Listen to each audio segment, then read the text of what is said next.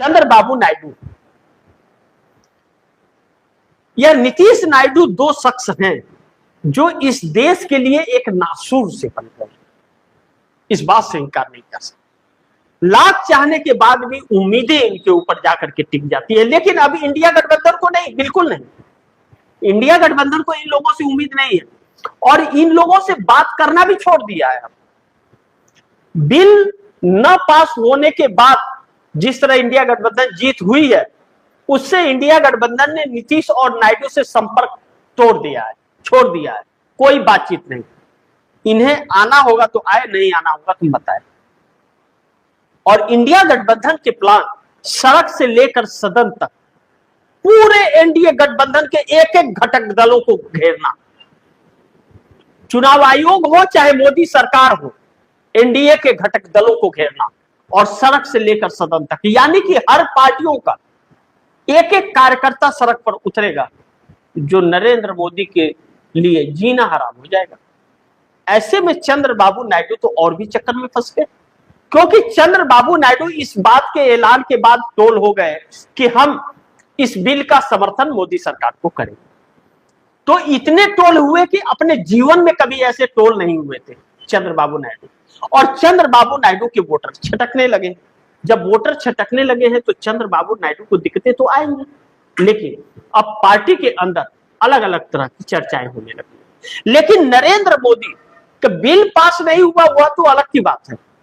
नरेंद्र मोदी जिस तरह से रोध हो रहे हैं, या नरेंद्र मोदी को लेकर के उसका रिएक्शन जो हुआ है, उसको लेकर के नीतीश कुमार और चंद्रबाबू नायडू ज्यादा चिंतित हो गए। ऐसे में एक बड़ी महत्वपूर्ण बिंदु यह है कि भारतीय जनता पार्टी ने प्रपंच रचा था, जानबूझ करके यह सारी चीजें की और अपने सहयोगियों को भी इसमें फंसा दिया। अब महिला आरक्षण बिल 2023 में ही पास हो गया था और महिला आरक्षण के बिल के पीछे छिप करके डिलिमिटेशन करना जो चाहती थी, उस पर सरकार फंस गई और विपक्ष साथ छोड़ दिया, तो सब बिल गिर गया। लेकिन नरेंद्र मोदी जानते थे कि नहीं मिलेगा, मिल गया तो ठीक, नहीं मिला तो तैयारी पूरी। तो बैनर पोस्टर लेकर के पहले से ही संसद में सब मौजूद थे कि विपक्ष के खिलाफ हम मोर्चा खोलेंगे। उससे कोई फर्क नहीं पड़ा, सड़कों को उतरे फर्क नहीं पड़ा। तो रात 8:30 बजे प्रधानमंत्री को टीवी पर आना पड़ता है और रोना पड़ता है और कोसना पड़ता है। राष्ट्र के नाम संबोधन और विपक्ष को एंटी करप्ट बता रहे हो, देशद्रोही बता रहे हो, और उसी के साथ आप बातचीत कर रहे हो। देशद्रोही है तो जेल में डालो, लेकिन इतनी हिम्मत कहां। जिस दिन ऐसा मोदी कर दिए वही दिन न आरएसएस बचेगा न भाजपा, नामो निशान खत्म हो जाएगी।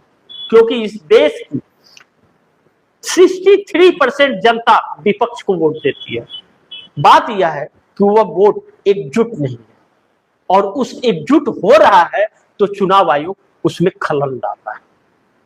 वोट मिलने के बावजूद चुनाव आयोग मशीन बंद कर दे रहा है, मशीन चेंज कर दे रहा है, वोट डालने जाने नहीं दे रहा है, वोट का परसेंटेज बढ़ा दे रहा है, अलग अलग तरह के हथकंडे अपना रहा है जिस तरह से लगता है। तो चंद्रबाबू नायडू को तो दिक्कत होगी जब जनता सड़क पर उतर जाएगी तो। और पूरे साउथ में बदनाम हो गए चंद्रबाबू नायडू। इससे उनके बेटे के राजनीतिक जीवन पर असर पड़ने जा रहा है। इसलिए चंद्रबाबू नायडू समर्थन वापसी का ऐलान भी कभी भी कर सकते हैं। नीतीश कुमार के 20 तारीख की बैठक के बाद बहुत कुछ हो सकता है।